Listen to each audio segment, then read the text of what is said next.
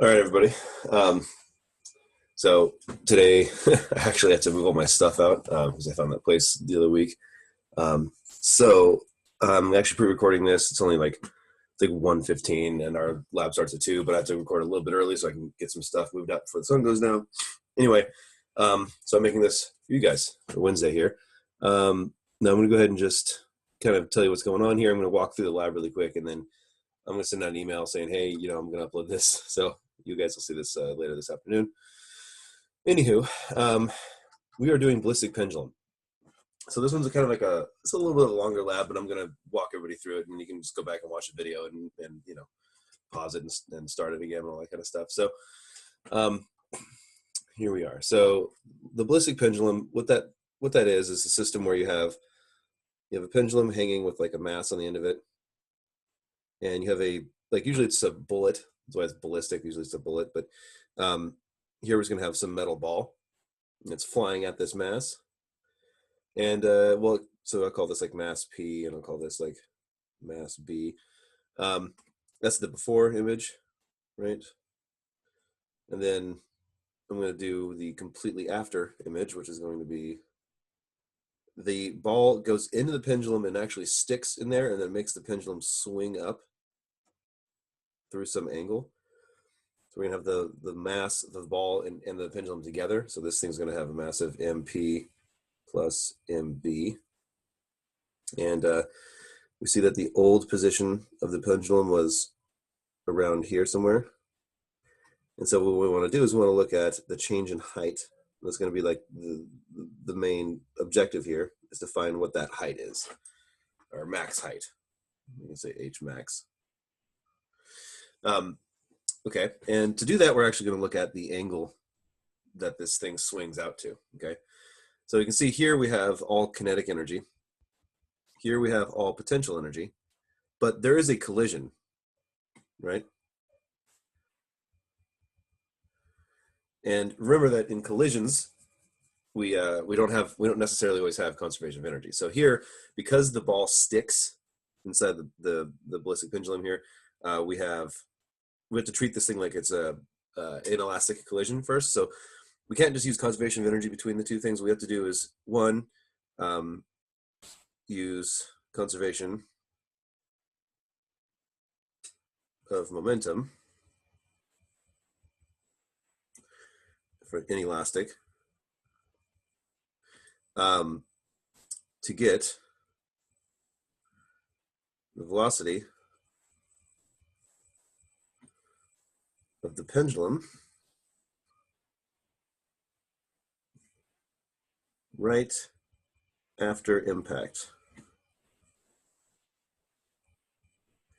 Okay, so the immediate, like right after the impact, like you just treat it like it's just a collision between two objects, and you just find the velocity of the pendulum with the mass inside of it directly right after the impact. Then we're going to use conservation of energy.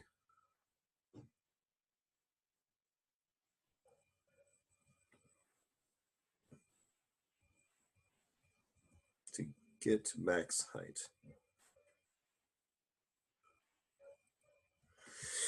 Okay, so first, the conservation of momentum problem. Essentially, we treat this like it's just a linear problem. We have the mass of the ball, we have the pendulum mass, and then the magic event happens, and then afterwards we have the ball inside the pendulum, and it's moving with some final velocity to the right here. So I'm going to call this V. This is MB for ball. This is MP for pendulum. Now, if I do my conservation of momentum here, you'll see that my initial momentum is equal to MB times V plus MP times VP. But again, my mass on the pendulum is not moving initially, so that goes to 0. And final, we have the total mass. I'll just call it M total, where M total equals MP plus MB. So I don't have to write this 1,000 times, times my final velocity, okay? So those two things are going to be equal to each other. So we have that mass of the ball times the initial velocity of the ball is going to equal mass of the total pendulum plus ball times the final velocity.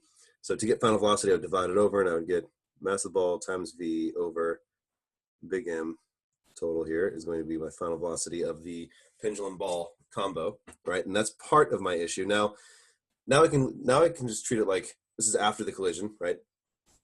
Write this down, after collision. So now we can just do conservation of momentum or energy. So part 2 here, do a little breakdown. We're going to have, let's draw this image again. So I'm swung out to some distance there. Terrible drawing, but you know, it is what it is. So it's swung some angle theta. It is at some max height. Let's call it h. Now the thing is, the original length here was the length of the pendulum, right? When it was resting, so there it is. Also, if I draw a line over here, like so, you'll see that this is actually kind of like a right triangle right here. And this is also L, by the way. And so I have a little right triangle, and I want to find this little piece, because to get H, I can just do L, which is this guy here, minus D, which is this guy here, to get this little piece that's left on the bottom, which is H. Okay? Now, using some trig here, you'll see that cosine of theta is adjacent over hypotenuse for this triangle here. So adjacent is the side D, over hypotenuse is L. So L cosine theta is equal to D. So H is equal to L minus L cosine theta, or L times 1 minus cosine theta. Okay, so that's the equation for H, which you actually do have to use at some point, and I'll go over that. So this is important to have. Okay, now, next page. So the thing is, we want to do conservation of energy, right? We're going to have kinetic energy at the bottom. We have KE at the bottom. And it all gets transferred into potential energy at the height h. Okay, so that means that our kinetic energy initial is going to equal our potential energy final. Okay, now this is just, again, it's 1/2 total mass times my velocity squared. The velocity is actually going to be the final velocity from the first part, right? Because that's the initial velocity for the second part. And that's going to equal total mass times g times h. Okay, and I'll go ahead and substitute my values in here. First of all, the giant masses can go away right here. Solving for h, so actually I believe we are, no, we're solving for v, that's right. Okay, so I'm gonna go ahead and multiply everything by 2 to get that 1/2 out of there. So I'm gonna have final velocity squared equals 2g, and then also for h, I'm gonna put in L times 1 minus cosine theta, because that's what we got in the last page.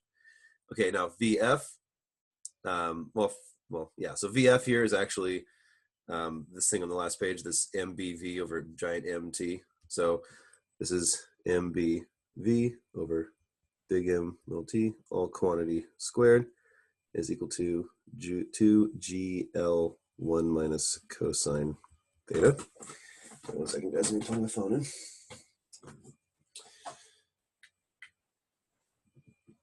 So what we have here now is we just have to solve for v, which is, again, v is the initial velocity of the ball. To do that, I'm going to square everything out and then move it over to the other side. So I'm going to have mb squared mt, oops, v squared over mt squared equals 2gl 1 minus cosine theta. I'll move it over, so I have v squared is equal to mt on the top squared over mb on the bottom squared times 2gl 1 minus cosine theta. Finally, I can square root, and you'll see that my v turns out to be, now I'm going to replace mt with the sum of the masses again, just so we can see it all written out. It's going to be mp plus mb over mb times the square root of 2gl 1 minus cosine theta, all in a square root. And that is our formula for the initial velocity of the ball, given the angle that it swings out after the collision happens. Okay, so, and I think the lab actually has that derivation for you too, but you can see this is a very common type of problem. where you just have the conservation of momentum at first, and then you have to convert that to, and then start using conservation of energy afterward. Now, so as far as the lab goes, there's a part where it actually asks you to find like a percent difference or a percent error between the initial and final energies. And the equation they want you to use here is they want you to just go ahead and just do 100 times KE initial, KE initial minus KE final over KE final. Now, the KE initial and KE final they're talking about, KE initial is the ball before collision, which we would represent as just 1/2 mass of the ball times velocity squared. KE final is going to be of the ball plus pendulum right after collision.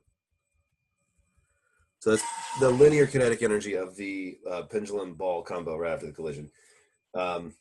So what we're going to have here then is just basically 1/2 mass. So okay, I'll write this out. Kinetic energy final is going to be 1/2 giant mass total times the final velocity squared. That's the final velocity that we found a couple pages ago. If I go ahead and make the substitutions here, you'll see that that is 1/2. Supposed to be an equal sign. 1/2 of mass pendulum plus mass ball times, now this thing is actually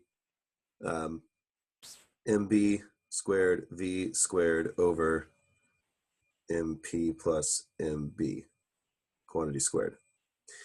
Okay, I can go ahead and cancel out one of those mp plus mb's. I can put the 2 on the bottom, write this thing as a whole fraction. So what I can actually write this as is velocity squared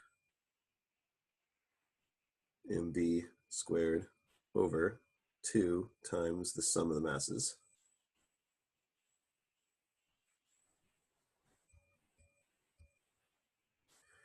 Okay, there's the expressions. So that should allow you to solve that part of the problem. Now,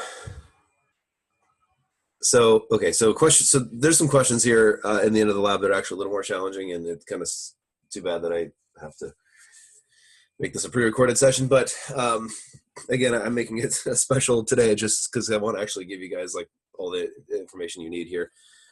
Question 1 on the lab here. You have some car skidding a certain distance after it was going a certain miles per hour. It's going like 30 miles an hour. It skids 40 feet. And then they want to know how far is it going to skid if it's initially going 90 miles an hour. So this kind of is similar to that whole acceleration thing I did when the carts were hitting each other. Double the mass, what happens?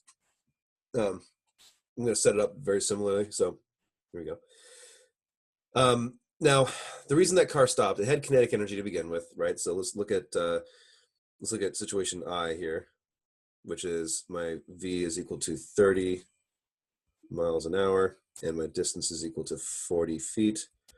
Now, in this situation, we're going to have kinetic energy to start, right?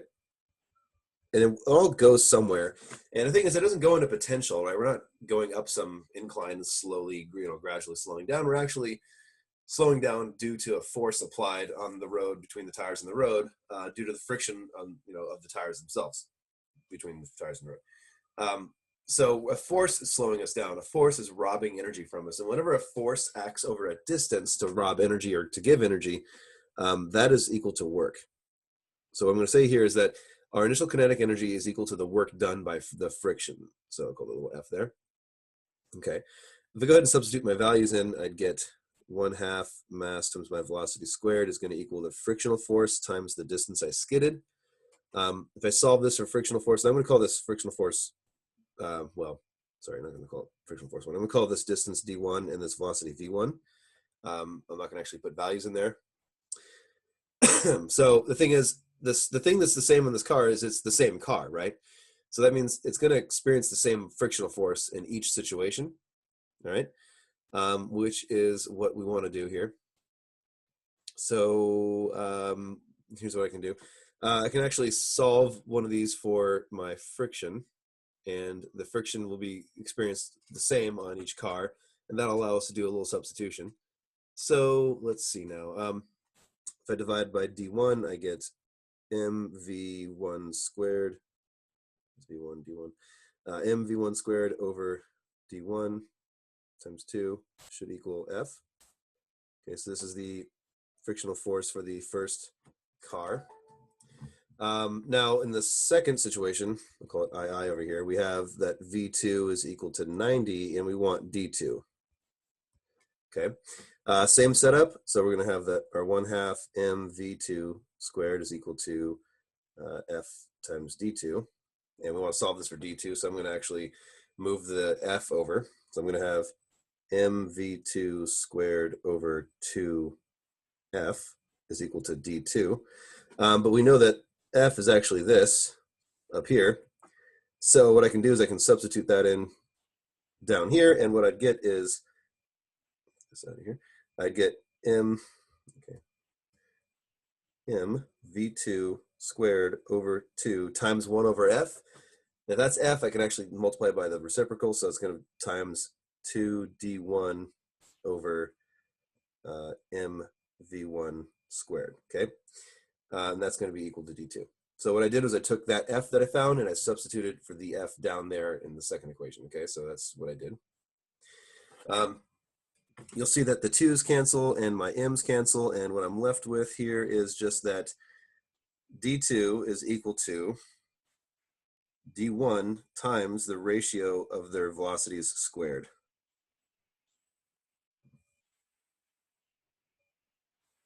Okay, so I don't need to convert it to different units. I don't need to do any of that kind of stuff. All I have to do is plug in the ratio of their velocities, just make sure they're in the same units, which they are, then square it, then multiply it by the first distance. That'll give me the second distance. Okay, so tricky little bit of algebra there, but it works out. Now let's see what else is going on. We have the roller coaster issue, and then, yeah, okay, so question 2.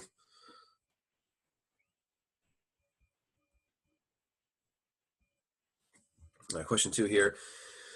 So you have 2 friends saying that, like, basically they have to, all the roller coaster heights of the heights of each of the loop-de-loos have to be shorter than the first one in order for a roller coaster to work, and that's not necessarily true. All that actually matters is that all the little bumps are less than the original height. It doesn't matter how many they are, it doesn't matter what order they're in, they all just have to be less than the original height.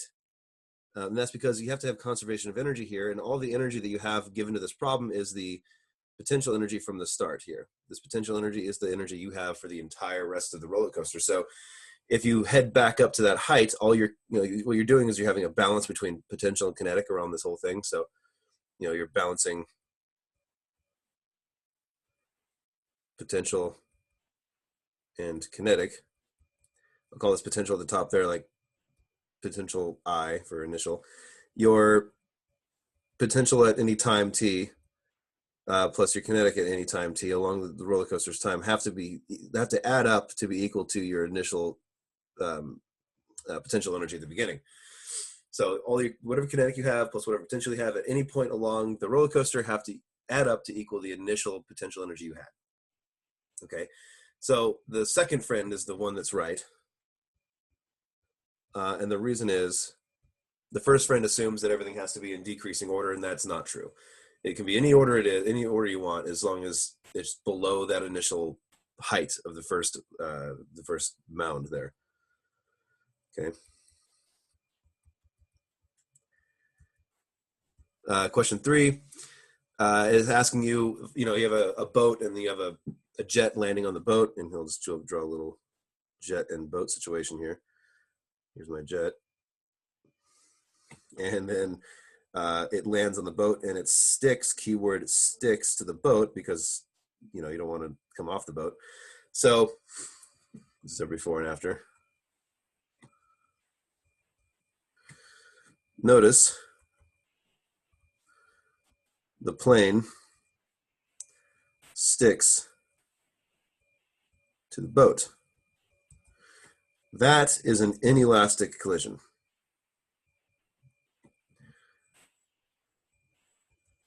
Hence the sticking. Whenever you have one object slam into the other one and stick to it, you know, as if this one has like a resistive band that the plane hits and then slows it down. That is essentially a perfectly inelastic collision because they are going to stick together, and the entire boat and plane combo are going to be moving together afterwards. So it's just like one of those inelastic collisions, and that's just all you really need to get out there. Question 4. Um, for A, if you're shooting something down, if this cannon is aiming down as it shoots, you can imagine here you're going to actually have this mg sine theta from gravity pulling it down the cannon as it actually gets launched by the energy from the spring back here. So the energy this thing's going to have is going to be equal to, well, basically the length of this thing here times the force. So that would be work done by gravity. So that's L mg sine theta plus 1/2 times the K of the spring times the compression of the spring squared. That's going to be the potential energy of a spring, which we haven't talked about, and I don't expect you to know, but you might know from class. It doesn't, unsure there.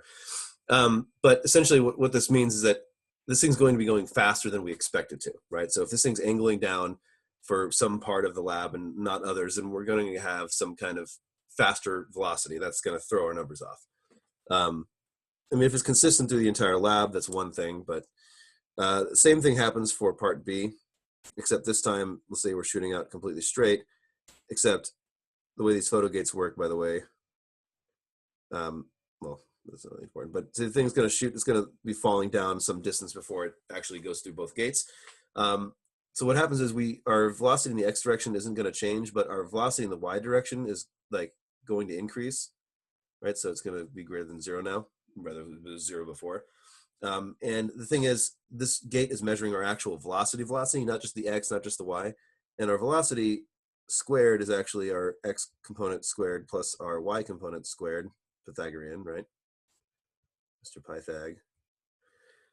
So if there's enough distance there, what's going to happen is that ball is going to essentially speed up because gravity is going to be doing work on it and giving it kinetic energy pulling down towards the surface of the earth. Okay, so that's all the questions right there. One weird thing about this lab is the mass of the ball is hidden. It's like you just have to subtract the two values. Just read it carefully. The mass of the ball actually turns out to be like 0.066, but just verify that in the, so I'll go ahead and stop sharing this now and pull up the actual lab.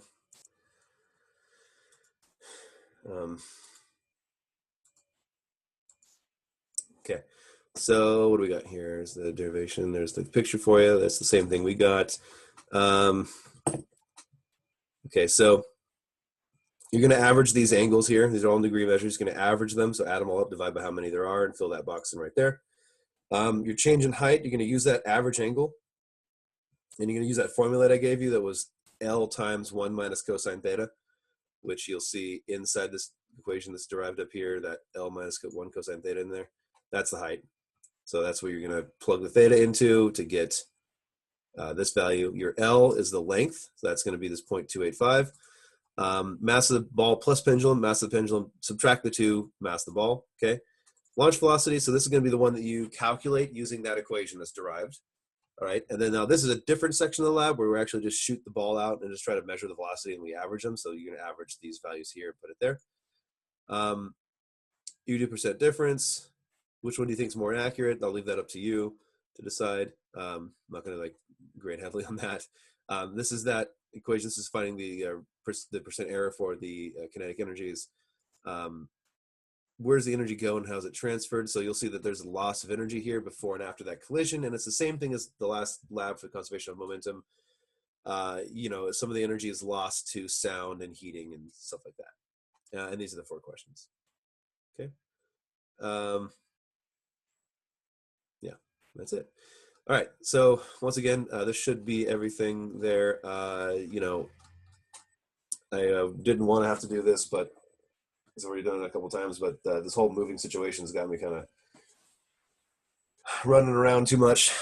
So yeah, I'm in Oceanside actually. Just full disclosure, I live in Oceanside, or have been, and I'm moving down to like it's just off of El Cajon Boulevard. Like it's right next to SCSU, so it's like a lot of driving, a lot of moving stuff. It's crazy. Anyway, that's all. I'm gonna go ahead and stop the share here. I'm gonna stop the recording. It's gonna take a minute for it to upload, and then you'll have it. Okay, so I'm gonna send an email now. Enjoy the rest of your day, and I will see you next week. We are going to meet. I will be in my new house, and everything will be stable.